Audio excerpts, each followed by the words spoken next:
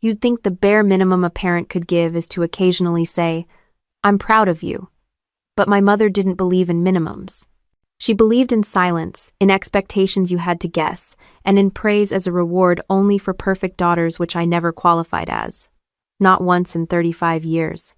I grew up in Lansing, Michigan, in a 2-bedroom house that always smelled like lemon cleaner and cold air, even in the summer. My mom, Carla, was a medical billing supervisor who could find a flaw in anything. The only thing she hated more than laziness was me being proud of myself. That was her job, apparently, and since she never felt proud, I never got to feel it either. My dad died in a car crash when I was 5. I don't remember much about him except that when he was around, my mom was less sharp-tongued. After he passed, she wore grief like a badge and weaponized it like a sword. Everything became about how hard she had it. You think you're tired? Try being a widow with a kid who can't even fold laundry right. I was a quiet kid, straight A student. I didn't sneak out, I didn't party, I didn't talk back unless you count blinking too slowly or asking if I could join the Girl Scouts. Those were apparently signs of rebellion. The bar was so high and constantly moving that I gave up trying to reach it. Instead, I got really good at pretending I didn't care. But I did. God, I did. I remember my 10th birthday. I had saved my allowance to buy ingredients and tried to bake my own cake. I ended up burning it, of course, and cried while scraping the mess into the trash. When my mom came home from work, I told her what I'd tried to do. She looked at the empty counter and said, "Why would you think you could do something like that?" Then she tossed me a cold Pop-Tart and told me to stop being dramatic. From that moment on, I started building a mental wall. Every time she dismissed something I did, every time she compared me to a co-worker's perfect daughter, every time she acted like I was a guest in her house instead of her child, I added another brick. By the time I was 17, I could have been invisible and she wouldn't have noticed. But I kept trying. Because that's what good daughters do, right? They try. I joined every club I could. I brought home perfect report cards. I cleaned the house without being asked. I sat through every passive-aggressive joke about how I was just smart enough to be annoying. Senior year, I was named valedictorian. I ran home with the letter in my hand like some cheesy coming-of-age movie. My mom was on the phone, probably gossiping about someone's divorce. I stood there, beaming, waiting for her to notice me. She didn't, so I interrupted. "I'm valedictorian," I said, holding out the letter. She glanced at it, then me. "Don't let it go to your head." End quote. That night, I lay in bed staring at the ceiling, letter on my chest, and I realized, even when I win, I lose. That's what life with Carla was. A no-win game. So, I made a choice. I wasn't going to college straight away like she expected. I enlisted in the Air Force. She didn't scream. She didn't cry. She didn't beg me to stay. She just said, "Well, someone has to pay for your mistakes," and walked out of the room. That was her way of saying good luck. Or maybe screw you. I couldn't tell the difference anymore. At basic training, I learned how to survive in chaos. I learned how to follow orders, to push past limits, to rely on systems and rules, something my mom never had. The military made sense to me in a way she never did. It was the first place I felt seen, valued. I was surrounded by structure, not shifting moods. And people actually said, "Good job," without sarcasm. I wrote to her once a month. Nothing mushy. Just updates, photos, the occasional joke. She replied once every 3 months, usually with a list of things she needed. Money for her car, help with her taxes, a new phone. There were no, "I miss yous." No, "I'm proud of you." Just requests, like I was her little bank in uniform. When I completed tech school and was stationed overseas, I called her. She answered with, "Are you finally sending the money for the new dishwasher?" Not, "Hi." Not, "How are you?" Not, "That's incredible." I wish I could say I was shocked. I wasn't. I was tired. That night, I stared at my reflection in the tiny mirror in my barracks and wondered how someone could raise you and still never know you. Then I thought, maybe she did know me. She just didn't care. But I still cared. I still craved that one sentence, "I'm proud of you." I would have traded every medal, every promotion, for just that, for her to look at me like I was more than an obligation, more than a disappointment waiting to happen. I didn't know it then, but I was already starting to detach like a soldier prepping for extraction before the mission's even done. And the mission wasn't even close to done. The morning I shipped out, I didn't look back. Not once. I didn't even wave when my mom dropped me off at the bus station. She barely slowed the car down. I had 2 duffel bags, a government-issued folder, and a pit the size of a crater in my stomach. But it was the first time in my life I felt like I was making a decision that was actually mine. Basic training in Texas was hell, but at least it was organized hell. Screaming made sense there. Silence did too. You knew where you stood. You earned your place with sweat, not emotional gymnastics. And people didn't insult you to your face and call it just being honest. I thrived. I fixed things fast and followed orders even faster. When you grow up walking on eggshells, learning how to anticipate chaos becomes a survival skill and a damn good military asset. Within months, I was in tech school, earning certificates faster than I could hang them. I didn't feel proud, not exactly, but I felt competent. And competence was its own kind of freedom. I sent my mom a photo of me in uniform, smiling. She didn't respond for weeks. When she did, it was a voicemail. I hope you're not wasting all your money on souvenirs and crap. Your Uncle Ray's car died again. I told him you'd help. No mention of the uniform. No, you look strong. Not even a thanks. Just more financial guilt shoved into a 17-second recording. I deleted it and stared at the empty message screen for 10 minutes, wondering if maybe I'd hallucinated thinking she'd ever say something real. Despite everything, I kept sending her money. Not much, but enough. I didn't want to give her the satisfaction of saying I'd abandoned her. She already played the martyr card every holiday. I figured if I sent $100 a month, I could keep her emotional artillery in check. I was wrong. Deployment was both the worst and best thing that happened to me. I saw things that still wake me up some nights, things no one should ever see, but I also found something I never had before: belonging. My unit was a messy, chaotic family, but they had my back. I'd take that over blood any day. One night in the desert, I got promoted. My supervisor pinned the stripes on me with a proud grin, and the whole tent clapped like I had just landed a rocket. I emailed my mom. Just one line. Promoted today. Sergeant Ellery now. She replied with 3 words. Is that good? That's when something cracked. It was small. Just a flicker of, I'm done. But it stayed. Like a splinter under the skin that never works its way out. The real tipping point came months later. I was on night shift, running diagnostics on aircraft communications, when I got a Red Cross message. Emergency call from home. My heart dropped. I called the number, expecting death or near death. My mother answered, crying. Not sobbing, just loud, wet dramatics. Mom, what happened? She sniffled. You didn't send me the bank deposit last week. I blinked. That's the emergency? My rent is due. You had me paged on a military base because you need rent money? Don't yell. I just thought maybe you finally care. I hung up. I had to. If I hadn't, I would have said something I couldn't take back. Something cruel, honest, or both. Instead, I sat on a metal folding chair in that cold little room and stared at the wall. My hands were shaking. Not from anger, from grief. Because I realized, in that exact moment, she would never see me as anything but a wallet with legs and guilt issues. It didn't matter how many countries I'd flown over or how many medals they pinned to my chest. I'd always be the same little girl with burned cake batter on her hands and no one clapping. I stopped calling after that. She didn't notice. Or if she did, she pretended not to. I went home on leave once that year. She said she had a bad knee and needed help around the house.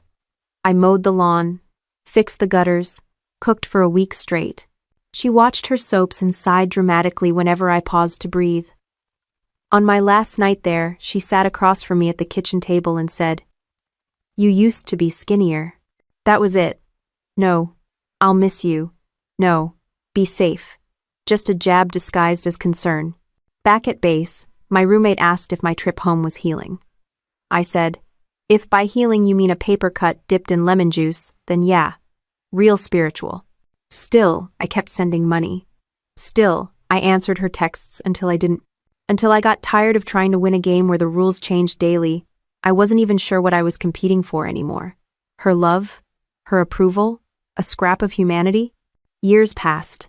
I climbed the ranks, She complained about her back. I got deployed again. She wanted a new mattress. I got an award. She asked if I could co-sign a car. Milestones and manipulation, side by side. But the military didn't save me from her. It gave me structure, purpose, and enough distance to see her clearly, but it didn't unhook the need. That part stayed, like a radio left on in another room. Static you couldn't quite ignore. I thought duty would drown her voice out. It didn't. It just changed the volume. When I walked through her door, it was like nothing about me had changed.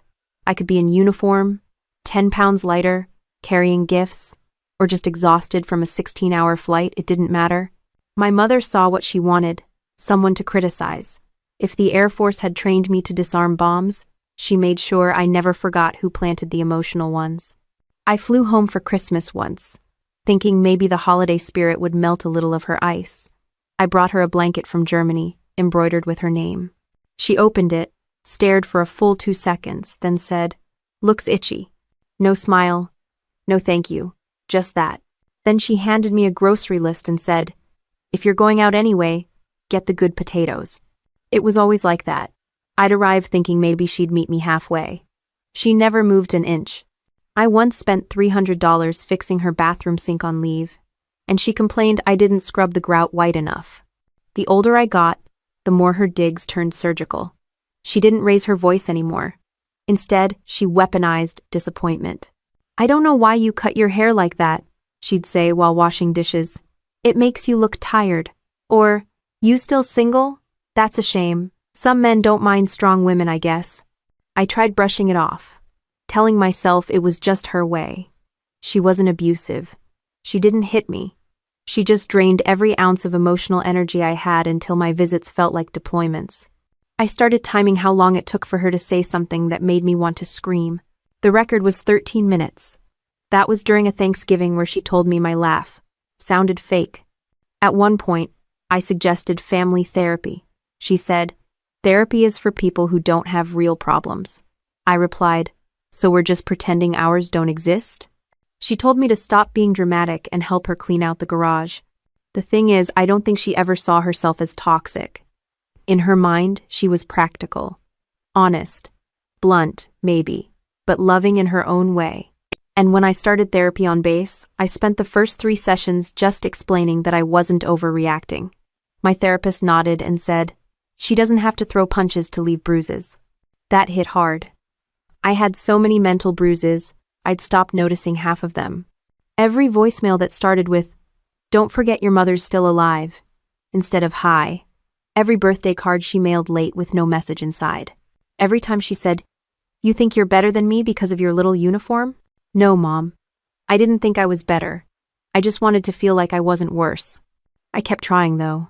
That's the part that still pisses me off when I think about it. I bent myself into so many shapes to please her. I should have qualified as a gymnast. I invited her to every promotion ceremony, even the virtual ones. She never showed, not once. Her excuses were always the same. I wasn't feeling well. I had errands. That stuff doesn't matter to me. She was right. It didn't matter to her, but it mattered to me, and that made it worse. One summer, I spent 2 weeks of leave repainting her living room. She watched from the couch, sipping iced tea and pointing out missed spots. When I finally finished, covered in paint and sweat, she said, "Well, don't expect me to compliment you just because you did what needed doing." Thus, I looked at her and thought, for the first time, "You don't even see me, do you?" The day I left, she handed me a Tupperware of pasta, like that made up for everything. I stood in the driveway holding it, knowing damn well I wasn't going to eat it. I just said thanks and got in the car. Halfway back to base, I pulled into a rest stop, threw the pasta in a trash can, and cried in the parking lot. Not loud, not messy, just silent, steady tears. Because no matter how strong I got, she always found a way to make me feel small again. The next week, I told my therapist I was thinking of cutting contact. Not permanently, just less. Creating space. The idea felt huge, like carving a canyon out of myself. But the moment I said it out loud, I could breathe again. Like my lungs had been waiting years for permission. I didn't do it right away. Of course I didn't. I still answered her calls. Still sent money when she asked. Still showed up on birthdays, holidays, emergency checkups, but the seed had been planted. Something inside me had shifted, just slightly off-center. And it was growing. When I finally left the Air Force, I thought I was ready. I had savings, job prospects, a polished resume, and a dozen letters of recommendation. But nothing prepares you for what it feels like to go from structure and purpose to floating. Civilian life was quiet in a way that made my skin itch. At first, I told myself I'd take a month to breathe. I moved into a small rental outside Denver, started applying to defense contractors, and tried to enjoy having mornings without reveille. That lasted 6 days. My phone rang. It was my mother. "I think I might be having a stroke," she said deadpan. I dropped everything, drove 6 hours straight. She opened the door looking perfectly fine, hair done, makeup on, holding a cigarette like we were on a break from a soap opera. "No stroke?" I asked. "Oh, I'm better now," she said. "I just needed you here. You never told me you were back." That was how she operated. Emergency as manipulation. Guilt as currency. I stayed the weekend, cleaned the fridge, replaced a leaking faucet, organized her pills. She acted like none of it impressed her. "You should have been a plumber," she said at one point. "At least then you'd be useful." When I got back to Denver, I found out I didn't get the job I'd interviewed for. My security clearance was still being processed. Money was tight. So when Mom called a few days later and said, "You should move closer. You know I need help, and you're not doing much," it didn't sound as unreasonable as it should have. I moved to Greenville, about 20 minutes from her. I told myself it was temporary, just until I got back on my feet. I rented a cheap 2-bedroom, found a part-time admin job with a local contractor, and started driving her to appointments. Physical therapy, checkups, urgent foot pain that somehow always coincided with me having plans. She loved having me nearby. Not that she ever said it, but the frequency of her emergencies doubled. One time she called me crying because she saw a spider in the bathroom. Another time she said her phone wouldn't charge and it turned out she hadn't plugged it in. I began to dread the sound of her ringtone. It wasn't just the interruptions. It was how she always acted like I owed her. Like I was the daughter who abandoned her, and this was me finally paying the debt. Worse, she started introducing me to people like I was her assistant. At a grocery store, she ran into an old coworker and said, "This is Monica. She helps me now that she's out of the Army, or Navy, or whatever." I corrected her Air Force and she rolled her eyes. "You know what I mean."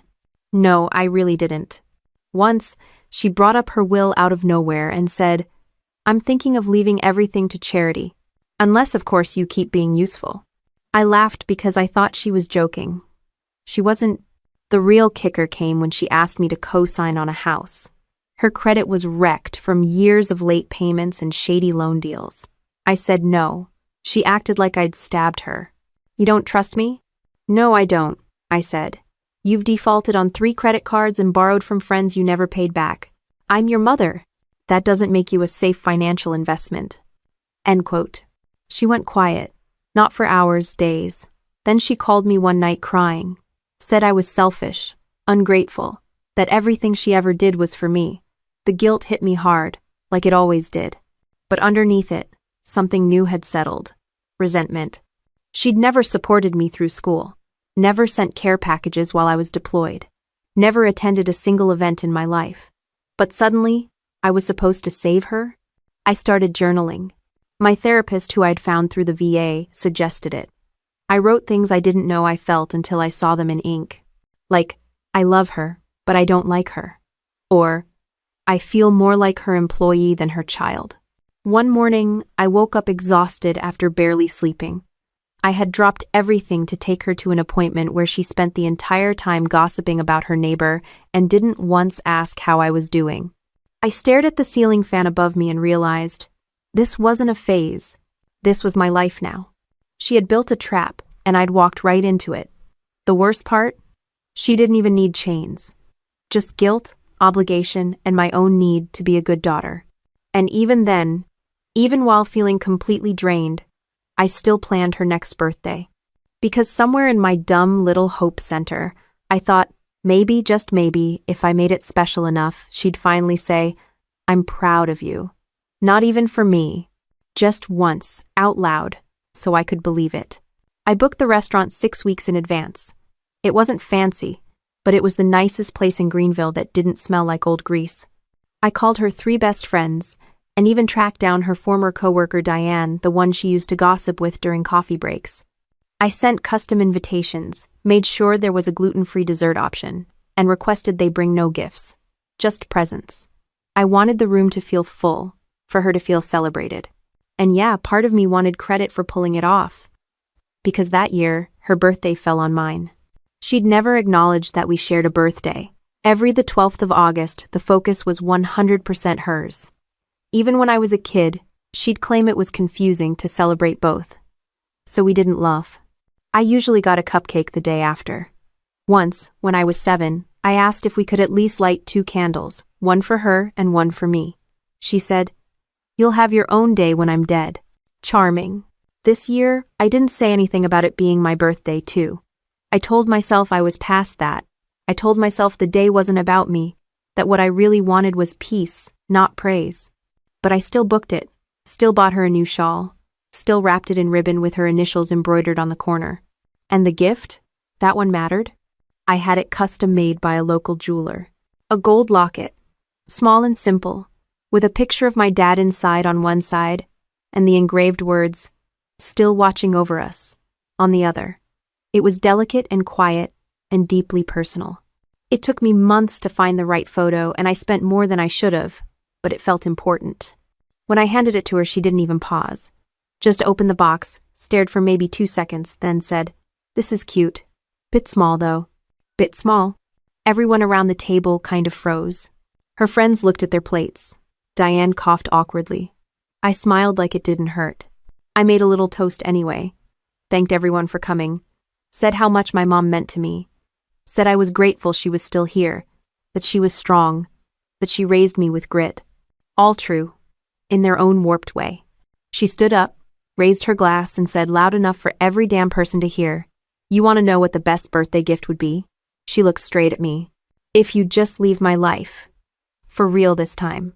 There was this silence, tight, sharp, suffocating. And then she laughed. Like it was a joke. Like we were just doing her little stand-up routine again. Everyone forced a chuckle. I didn't say a word. I just sat there, still holding my glass, wondering if maybe she really meant it. If it had always been this clear and I just refused to read it. Because there it was. The truth. Served up like dessert. She didn't want me. When the check came, I paid it. No one offered to split. I hugged Diane. I nodded at her friends. I walked my mom to her car, helped her in, buckled her seatbelt like some sad little chauffeur. "You didn't eat much," she said, fiddling with her lipstick in the mirror. "Not hungry," I answered. She glanced at me. "You look tired tonight." "Okay. Well, get some rest," she said. "Thanks for organizing everything. But next year, let's just do something simple." And to pass her. I closed the door for her, waited for her to drive off. She didn't wave, didn't roll down the window, just left. I stood in the parking lot under a buzzing light, alone, no one else around. The breeze smelled like fried food and wet pavement. I looked down at my phone. 50 unread birthday messages. None from her. The ride home was quiet. I turned off the radio. I didn't cry. I didn't scream. I didn't punch the steering wheel or call a friend to vent. I just drove. It was like something shut off inside me.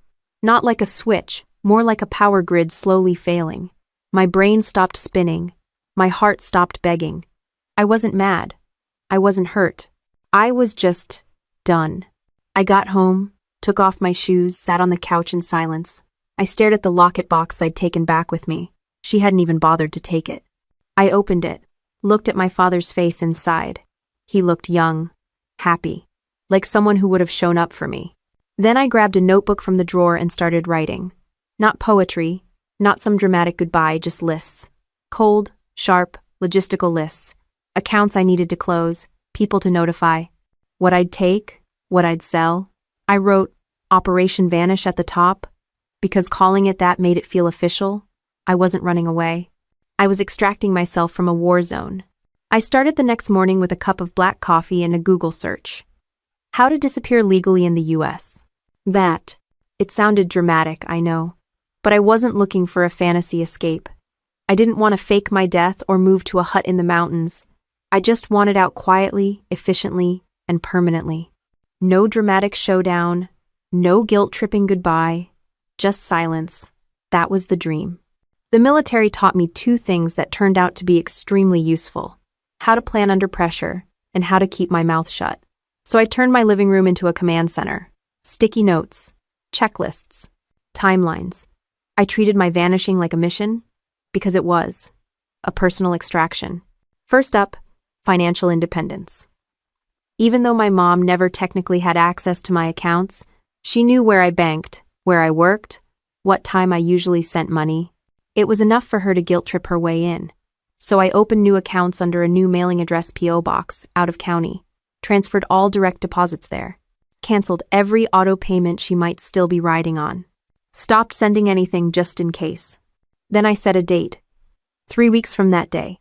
Not too far, not too soon. Enough time to cut ties and slip away clean. Step 2, my name. I didn't legally change it, but I stopped using it in every place I could. Email addresses, delivery services, social media, what little of it I had. I switched to initials, a shortened version, something you'd skim past without thinking. My phone number? Gone. New SIM card. New number. Only 2 people got it. My therapist and my friend Emily, who lived in Arizona and didn't even know what my mother looked like.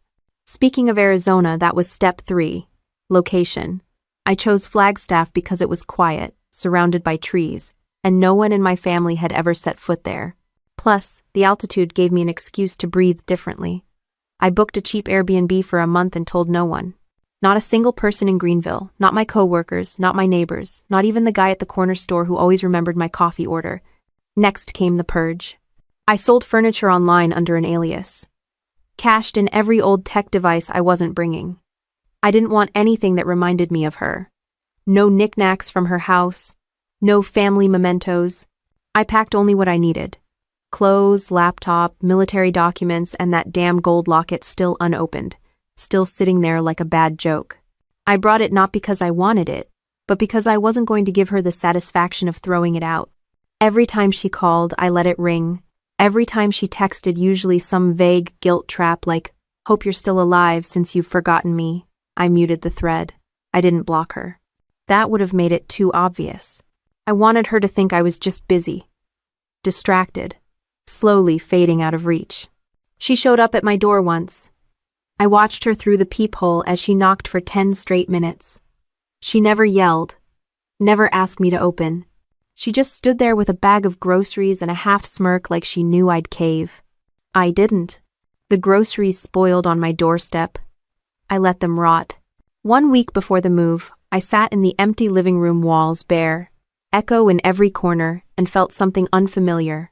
Calm, not happiness, not excitement, just stillness. Like standing in the eye of a storm you finally walked out of. My lease was ending. My job was remote enough to transfer. I sent in my resignation anyway. I wanted to start fresh. No ties, no breadcrumbs. The night before I left, I wrote my mother a letter. Not to explain, not to apologize, just to say, I'm done. It was 3 lines long. I'm not angry anymore, but I'm not yours to control. Please don't look for me. I sealed it in an envelope, stuck it in her mailbox at midnight, and left town before sunrise. No suitcase drama, no crying in rearview mirrors. Just me, a rental car, and a long stretch of road toward a life that might finally feel like mine. Somewhere outside Albuquerque, I turned my phone off and rolled the window down. The wind hit my face like a slap and a hug at the same time. I didn't smile. I didn't cry. I just kept driving. I rolled into Flagstaff just before noon, dry air, tall pines, and not a single person who knew my name. The Airbnb was modest. 2 rooms, squeaky floorboards, and a view of the mountains that felt more honest than any hug I'd ever gotten. I unpacked, like I was on deployment, everything in its place, nothing sentimental. I wasn't running away. I was reassigning myself to peace. I didn't tell my mom I had moved. I didn't tell anyone in Greenville. I was gone. That was the entire point. No goodbye, no forwarding address, no clue to chase. I made sure there were no breadcrumbs, no photos posted, no tagged locations, no starting fresh social media announcement. I vanished the way you vanish from a place that never noticed you were fully there to begin with. The first few days were quiet. Not in the peaceful way. I expected more like the ringing kind of quiet, like your ears haven't adjusted yet. My body kept waiting for the next emotional ambush, a guilt-laced text, a voicemail dripping with passive aggression, the sound of her voice asking if I'd forgotten she existed, but there was nothing. No calls, no knocks, no tricks. And that silence? It was revenge. The kind you don't have to explain. The kind that doesn't need an audience. It wasn't loud or flashy. It didn't come with a dramatic showdown. It was the withdrawal of access, me taking back something she never even realized she'd been draining. I didn't block her number. That would have given her the satisfaction of knowing I was angry. Instead, I rerouted everything to voicemail and moved her contact to a folder labeled, "Do not resuscitate." If she tried calling, she got my generic message. If she texted, I didn't see it. Not because I couldn't, but because I refused. Most people don't understand how satisfying it is to not respond. To watch the emotional hooks dangle and just not bite. It wasn't cruel. It was clean. Like cutting out rot. I changed my legal address to an LLC-owned mailbox and had all my mail forwarded through a third-party service. My phone number was now tied to a separate Google account. My credit was frozen with alerts attached. Every piece of me she could have tracked had been systematically erased or rerouted. I'd learned in the military that the cleanest exits are the ones where you leave nothing behind but a closed door and your footprints. So I did exactly that. No trace, no explanations. At first, I kept expecting her to show up, to send someone, to call my old coworkers or guilt-trip some distant cousin into finding me. But she didn't. Maybe she assumed I'd come crawling back. Maybe she was too proud to chase someone she'd never openly claimed. Either way, the silence held. And with each day that passed, I felt lighter. I started a routine. Up at 6. Morning walk. Coffee from a local shop where the barista didn't ask questions and got my order right. Freelance contracts in the afternoon. Journaling at night. I bought a second-hand bike and learned every back road within 10 miles. My body began to relax in ways I didn't know were possible, shoulders down, jaw unclenched, breathing that didn't feel stolen. Nobody in Flagstaff knew about Carla Ellery. Nobody cared that I hadn't spoken to my mother in weeks. I was just Monica, quiet woman with a military haircut and a soft spot for black coffee and silence. No one asked about my family. No one looked at me with that pity you get when people sense you've been hurt. They just let me exist. And in that existence, I started to remember who I was without her voice in my ear. Not the woman who bent backwards for applause that never came. Not the daughter who confused survival with loyalty.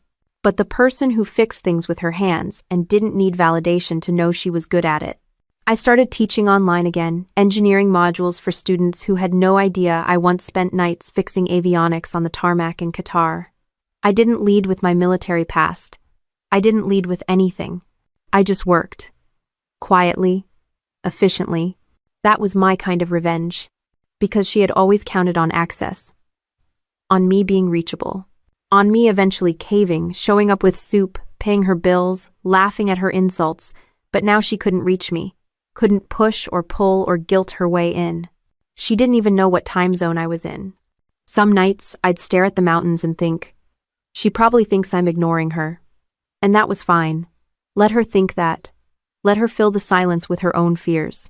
Maybe she thought I hated her. Maybe she thought I was selfish.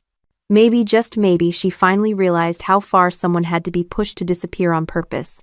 Either way, she didn't know where I was. And for once, I wasn't lost. One evening, I walked into the coffee shop and the barista said, "You look different today. Lighter." I smiled. Must be the altitude. It wasn't. It was the absence of her.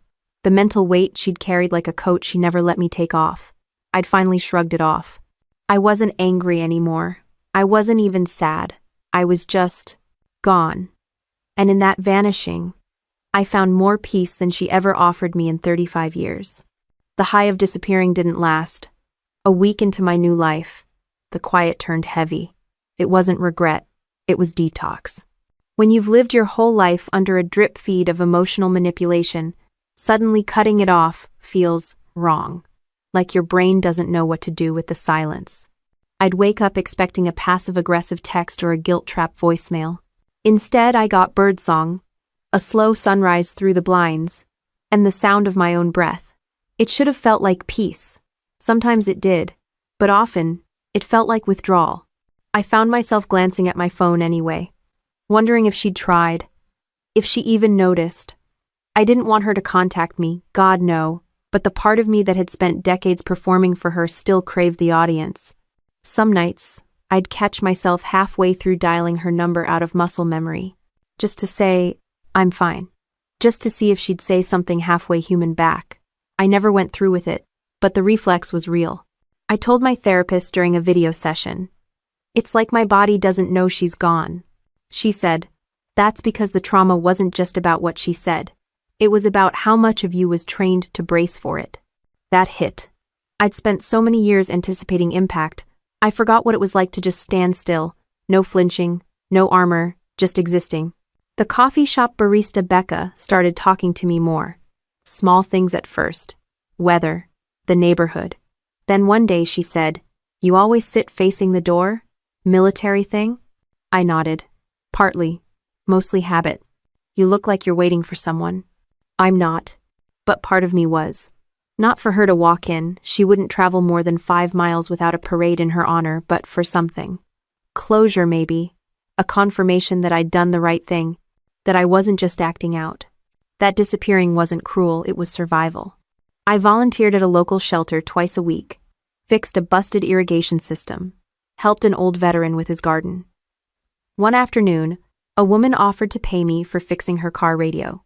I declined, and she handed me a bag of homemade granola instead. I nearly cried. It wasn't about the granola. It was that she said, "Thank you," and meant it. No manipulation, no strings, just kindness. I wasn't used to it. One weekend, I drove north and hiked alone for 4 hours. No one called to ask where I was. No one accused me of being selfish for taking time to breathe. I sat at the top of a ridge, overlooking a canyon, and realized I hadn't clenched my jaw in 3 whole days. Healing didn't look how I thought it would. It wasn't a straight line. It was ugly and slow and awkward. I had to relearn how to cook for just myself without making extra, just in case. I had to delete recurring reminders like, "Call Mom Sunday," because every time they popped up, my chest tightened. I had to stop imagining what she might say if she knew where I was. But every time I said no to that old reflex to reach, to explain, to justify it got a little easier. I bought a plant, then 2, then a whole windowsill's worth. I started naming them after things I wanted to feel. Peace, boundaries, quiet. I almost named one, "Don't call her back," but that felt too on the nose. My apartment slowly filled with things I liked. Colors she'd call childish. Books she'd never read. Food she'd mock as fancy. And every time I lit a candle she would have hated, I smiled like I was committing some petty, beautiful crime. There was no final moment where it all clicked and I felt healed. There were just little wins. Not checking my phone first thing in the morning. Saying no without apologizing. Sitting in silence without expecting it to turn sharp. And sometimes, I still felt guilty, but it didn't control me anymore. It was just background noise I could turn down. One morning, I opened my laptop to a freelance client review. Reliable, skilled, great communicator. Just 3 words. But they landed harder than any praise I'd ever gotten from her. Because they were true. And they weren't earned by sacrificing myself. I made breakfast, pancakes and eggs, way too much for one person, and thought, this is what it's supposed to feel like. Dad. Not perfect, not easy, but mine. And no one could take that from me. Not anymore. 3 months into my new life, I stopped checking my old voicemail. I hadn't heard from her in weeks, and it stopped mattering.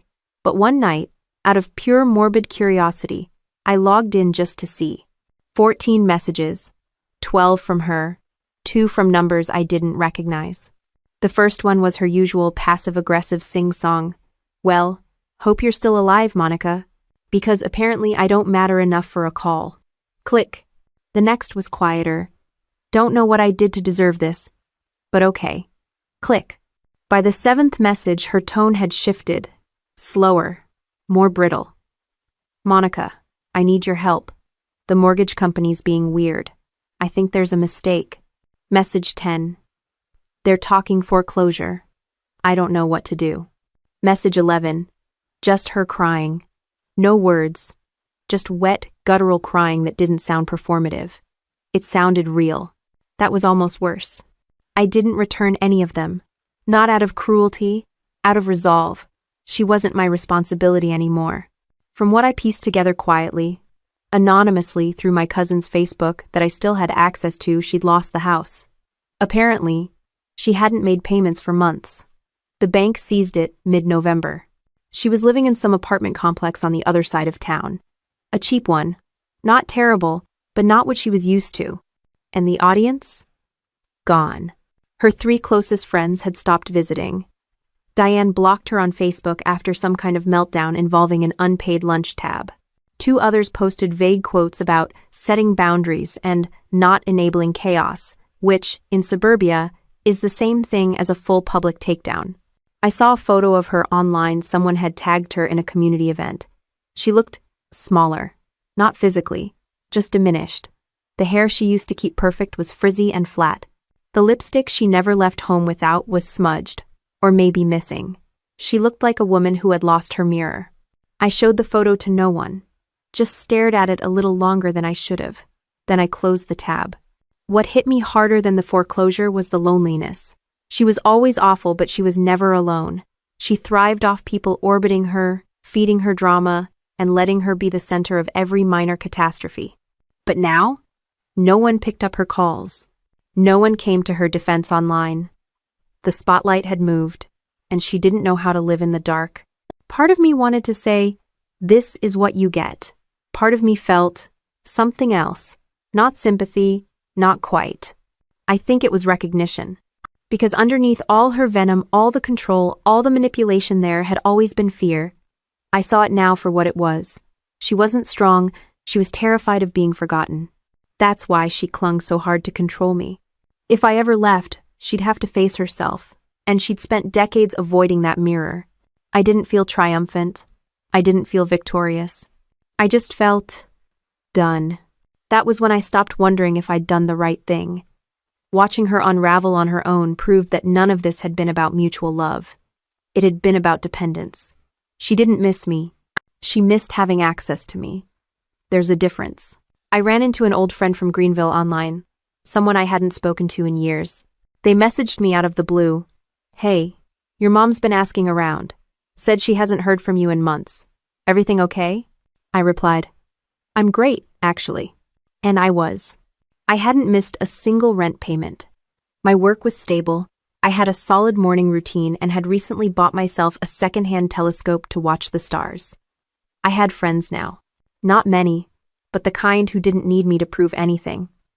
I'd started attending a local book club, even though I barely read fiction. It was just nice to sit in a room where no one looked at me like I owed them something. She, on the other hand, was spiraling. According to one of the voicemails I finally transcribed, she'd taken out a payday loan to cover bills. The kind with 300% interest rates and traps baked into every fine print clause. I imagined her sitting at that Formica kitchen table, paperwork spread out like landmines, and no one left to read the instructions to her. But I didn't call. I didn't write in to fix it. I didn't Google legal aid for her. That chapter of my life was closed. She was the author of her consequences. Sometimes I walked through downtown Flagstaff and watched mothers and daughters laugh over brunch or bicker playfully at the bookstore, and I'd wonder if they knew how lucky they were. If they realized that just being seen without conditions was the kind of quiet miracle most of us never get. But I never envied them. I just hoped they didn't waste it. Because I had finally learned that love without boundaries isn't love, it's sacrifice, and I wasn't offering myself up anymore. Not to her. Not to anyone. Not ever again. I was sorting through my mail one afternoon, mostly junk and a bill when I saw it. A larger, plain manila envelope from my mail forwarding service. Inside, tucked between official-looking papers, was another, smaller envelope. It had no return address, only my initials written on the front. The handwriting was unmistakable, a script I hadn't seen in over a year. Carla Ellery's handwriting. I stared at it for 10 minutes, just held it like it might explode. I even sniffed it, because part of me thought what? That she'd poisoned the paper? That's how deep the distrust had gotten.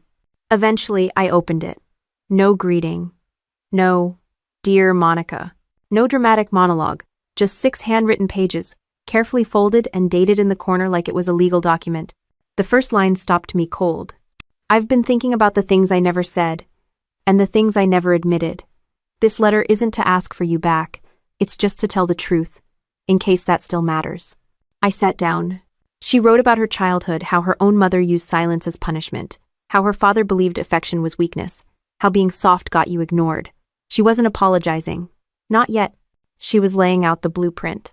She talked about marrying my father because he was the first man who looked at her like she was the answer instead of the burden.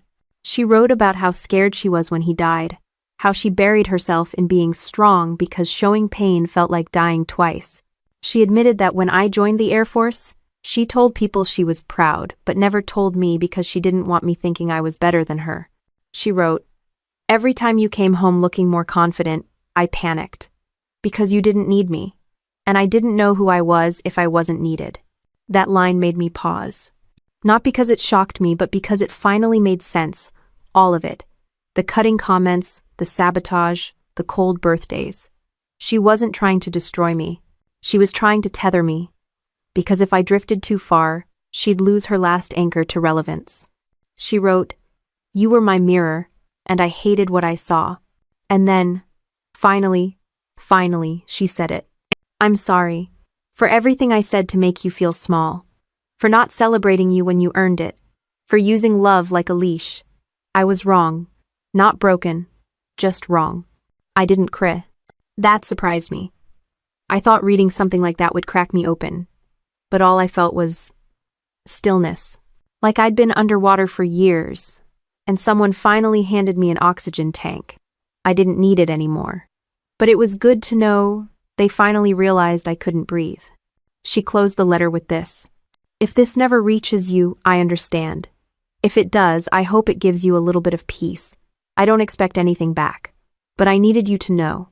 I see it now, all of it. And I'm sorry." No manipulation, no follow-up ask, no guilt trip buried in flowery language. Just a reckoning. I folded it up and placed it in a drawer I hadn't used before. Not a shrine, not a symbol, just a storage place. That letter didn't change my past. But it shifted the ground under my feet enough that standing still felt different. That week, I walked into the bookstore and bought a journal. Not for myself, for her, not to send. Just to write down the things I wished she'd known about me. Things I never got to say out loud because I was too busy defending myself. I wrote about the night I fixed her water heater with a flashlight in my mouth. About the time I got promoted and waited 2 hours by the phone hoping she'd call. About how I used to look for her face in the crowd when I received my Airman of the Year award, knowing full well she was never going to be there. I didn't write with anger. I wrote like someone exhaling after years of holding their breath. I didn't know if she was trying to change. I didn't need her to. I wasn't looking for reconciliation. But for once, her voice didn't feel like a weapon. It felt like a woman finally stepping out of her own shadow, even if it took her losing everything to see what she'd become. That night, I reread the letter once. Not twice, just once. Then I opened my window, let the cold air in, and stood there barefoot on the hardwood floor, feeling the ground as if for the first time. Not because I forgave her, but because I finally didn't need to. I was back in Greenville for the first time in 18 months. Not by choice. A friend from my old unit had passed Jake, a mechanic who used to sneak me protein bars during night shifts. The funeral was being held at a small veterans cemetery just outside the city. I almost didn't go. But something about it felt like closure I owed someone who actually saw me. I arrived early, stood in the back. Nobody noticed me. I kept my sunglasses on even though it was cloudy, hands buried deep in my coat pockets like I was trying to fold into myself. That's when I saw her. She was walking toward the chapel, slower than I remembered, thinner, wearing an oversized gray coat and flats that didn't match. Her hair was streaked with gray she hadn't bothered to hide. She looked like a woman who'd learned silence the hard way, and for a second, I froze. My instinct screamed, hide, turn around, vanish again. But I didn't move. I watched her like I was watching an old photograph come to life. She didn't see me. She was too busy adjusting the scarf wrapped awkwardly around her shoulders. She sat alone. In the back. Same row as me. 3 chairs down. I don't think she even recognized me. Not at first. Not with the short hair, the weight I'd lost, the calmness I wore like armor now. The service was short. A few stories, some quiet laughs, military honors. The flag was folded tight and handed to Jake's sister, who cried without making a sound. Carla stayed seated when it ended. Everyone else filtered out. I stood and took a few steps toward the door. Then I heard her voice, softer than I remembered. Monica? It wasn't sharp. It wasn't accusing. It was a question stitched with disbelief. I turned slowly, looked her in the eye. She didn't cry, didn't rush to hug me. She just stared like she didn't know what she was allowed to feel. I didn't think I'd ever see you again, she said, still seated. I shrugged. Didn't plan on it. I wasn't following you, I swear. I didn't even know Jake passed. I believe you. That silence stretched between us, awkward and heavy, but without the usual threat behind it, just space. She motioned to the seat next to her. I hesitated, then sat 1 chair apart. I sent the letter, she said. I got it. Pause. Did it help? I don't know if help is the right word, but I read it. All of it. She nodded slowly. I didn't expect forgiveness. I know. She looked older up close, not in a tragic way, just real. The kind of tired that doesn't come from lack of sleep, but from years of pretending you didn't need anyone. I'm in a very different place now, she said, looking down at her hands. I do my own grocery shopping. I learned how to change the oil in my car. You would have laughed watching me try. Probably. She smiled. A small one. Honest. No performance. I'm seeing someone professionally, she added, almost embarrassed. It was court, mandated at first. Financial stuff. But I kept going. That's good. Silence again. This one felt lighter. No expectation in it. I won't ask where you live, she said. I know I lost the right to that. I didn't answer. I didn't need to. She reached into her coat and pulled out a worn leather-bound notebook. Held it out, not pushing. This isn't for now. But I wrote things down. Memories, thoughts, things I remembered after the letter. If you ever want to know the whole story. I took it. Not because I needed more answers, but because this time she wasn't forcing anything. She was just offering. We walked outside together, but not side by side, just parallel. The air was brisk. Leaves skittered across the pavement in little wind-blown clusters. I won't contact you, she said. Unless you reach out. I mean that. I know. She opened her car door, but didn't get in right away. I used to think disappearing was the worst thing a child could do. But now I understand it was the only thing left to do. I nodded. It was. She didn't cry. Neither did I. She drove off, slower than necessary, and I stood there with the notebook in my hand and something inside me uncoiling. Not a reunion, not a repair. Just an exhale that had taken 35 years to leave my body. I didn't watch her leave. I just turned and walked the other way. I didn't reach out for weeks after that funeral. The notebook she gave me sat untouched on my kitchen counter, collecting dust beside the fruit bowl.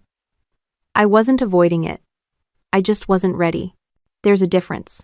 Some people think forgiveness is a single decision, one big dramatic release of anger.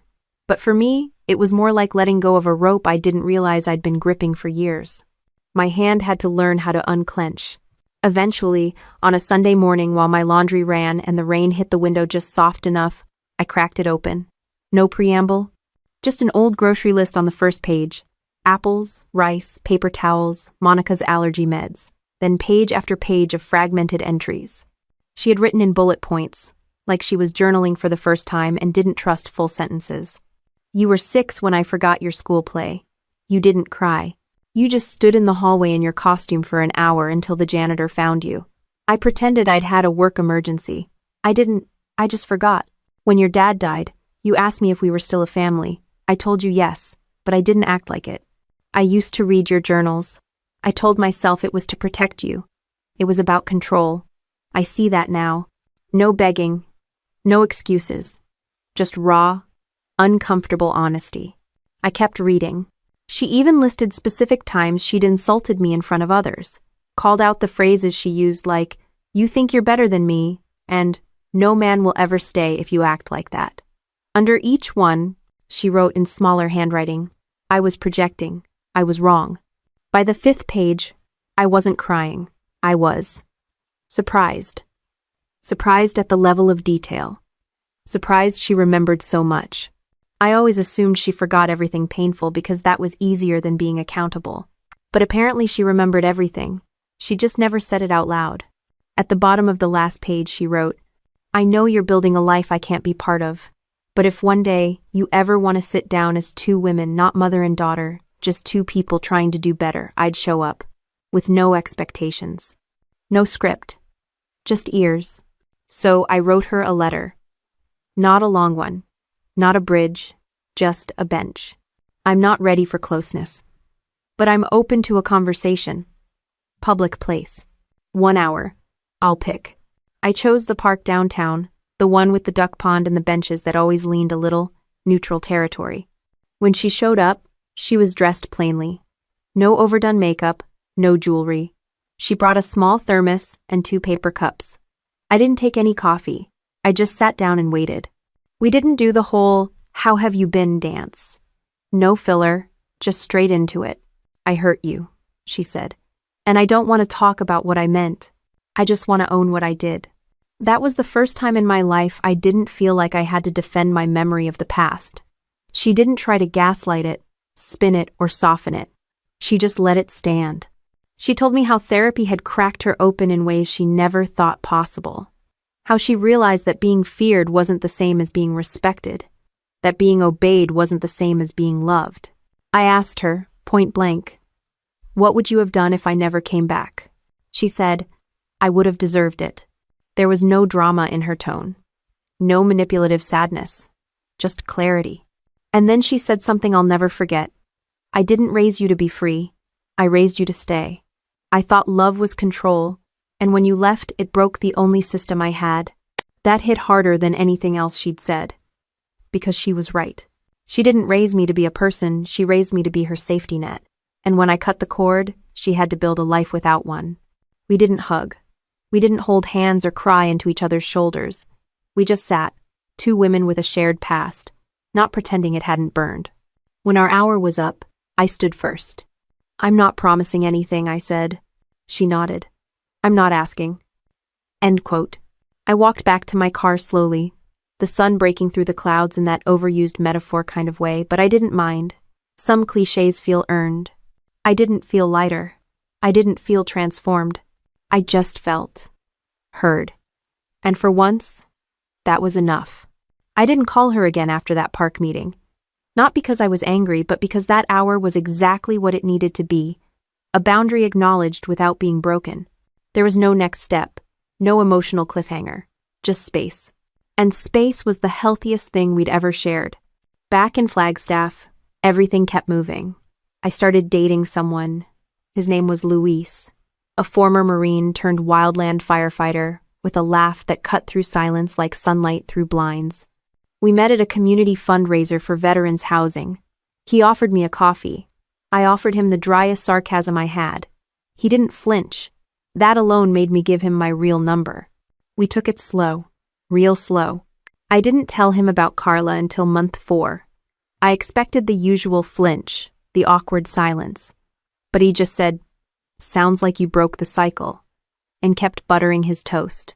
That was when I knew I might actually be okay. My life didn't look impressive from the outside. 1-bedroom apartment, modest freelance work, a bike instead of a car. But everything in it was chosen by me. The coffee table, the chipped mug, the late-night takeout wrappers weirdly, it all felt like armor. Like proof that I wasn't someone's puppet anymore. I started sleeping better, laughing easier. The tension that had once lived in my shoulders full-time was now just an occasional visitor. Then, one day, an invitation came in the mail, fancy envelope, white with navy trim. Not from my mother, of course. From me. to her. Luis and I were getting married.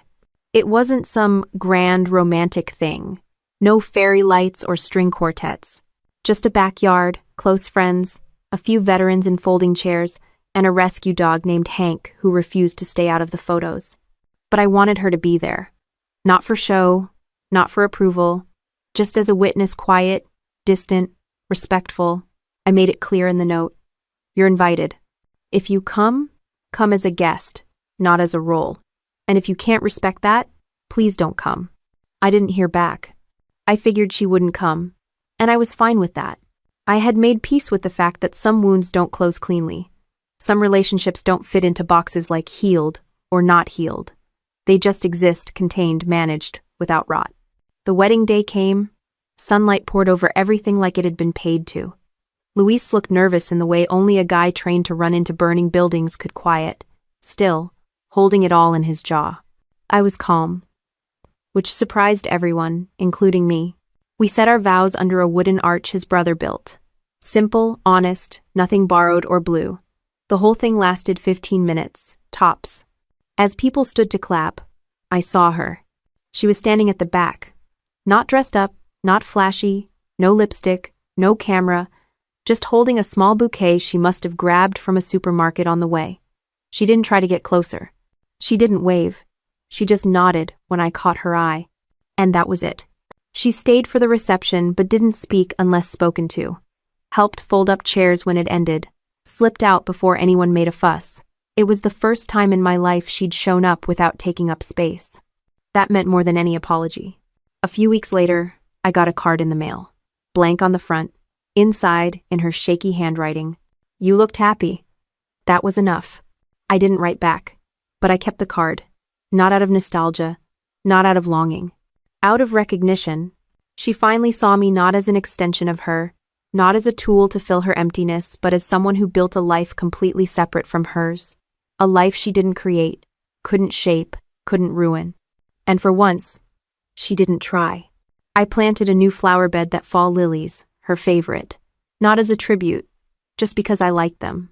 Sometimes healing looks like doing the thing you once avoided, not to please someone else, but to reclaim it as your own. Luis and I still walk past that park bench where she and I talked. Sometimes we sit there with Hank and eat ice cream from the cart nearby. He never asks questions. I never offer details. It's just a bench now. Not a battlefield. The life I live today isn't perfect, but it's real, and it's mine. Every lamp, every decision, every morning that starts without a pit in my stomach, it's all part of a quiet revolution. And no one, not even the woman who tried to control every version of me, gets to touch it. One afternoon in late October, I was cleaning out a kitchen drawer and found the old burner phone I used during my vanish and reappear phase. The battery was long dead, the plastic faded, but holding it made me pause. That phone had been my lifeline when I was planning my escape. Not to anyone, but away from everything. It carried the weight of silence, strategy, and survival. I almost tossed it, but instead I slipped it into a box marked "Proof I Lived." Right next to my first military ID, my promotion letter, and a photo of me in uniform holding a wrench bigger than my forearm. I sat on the floor for a while after that, just letting the quiet wrap around me. Not the kind of quiet that screams with absence, but the kind that hums. The kind that says, "You're safe now." Sometimes people ask me, coworkers, neighbors, even Luis on days when we're sipping coffee slow enough for big thoughts, if I think I'll ever fully forgive her. I usually just say, it's complicated, and that's the truth. Forgiveness, for me, doesn't mean pretending it didn't happen. It doesn't mean rewriting her into some misunderstood matriarch who did her best. It means accepting that she's no longer in control of the story. I think part of growing up, really growing up, is learning that you can walk away from people who gave you life, if they only ever gave it with strings attached. That you don't owe loyalty to someone just because they share your DNA. That survival isn't betrayal. That disappearing isn't cowardice, it's choosing breath over breakdown. I didn't burn bridges. I just stopped watering them. I let the connection dry out naturally, like a leaf in fall. And what's left now isn't ash or anger, it's distance. And that distance saved my life. Because if I had stayed, if I had kept showing up, kept absorbing, kept contorting myself into shapes that made her comfortable, I'd still be a ghost in my own story. I'd still be waiting for her to say something she never believed, waiting for warmth she never intended to give. Instead, I built a life that doesn't orbit her. I have a dog that snores louder than most humans. A man who lets me be angry without flinching. Friends who know my favorite tea and never ask about my past unless I bring it up. I have a bike with a crooked handlebar and a front porch that creaks and a career built entirely on my own name. I have peace. Not perfect peace, but earned peace. And every now and then, when the weather's right and the air smells like change, I think about that birthday. The one where she raised her glass and said, "The best gift would be if you left my life." I beating. She meant it as a weapon, as a punishment. But she gave me the clearest permission I'd ever been too scared to ask for. So I took it. I disappeared. And in doing so, I found the version of myself she always tried to dim. The competent one, the funny one, the kind one, the woman who fixes things not to prove anything but because she's good at it. The woman who finally realized she doesn't need to be small to keep someone else from feeling inferior. The woman who walks into a room and doesn't brace for impact anymore. Sometimes, disappearing isn't running away. Sometimes, it's stepping fully into the life you were meant to live before someone else started writing it for you. And maybe that's what bravery looks like. Not confrontation, not vengeance, just vanishing without leaving a door open. And knowing deep down that if anyone wants to find you, they'll have to meet you where you are now, not where they left you. And if you're watching this because part of you wonders whether it's okay to walk away from the person who gave you life, let me say this plainly. Yes, you are allowed to choose peace over blood. You are allowed to disappear from a story that only ever cast you as the villain. You are allowed to start over, even if the world says you should stay. Especially if staying means slowly disappearing from yourself. No one gets to define your worth just because they raised you. I didn't vanish to hurt her. I vanished to save me. And for the first time in my life, I'm not surviving my story. I'm living it.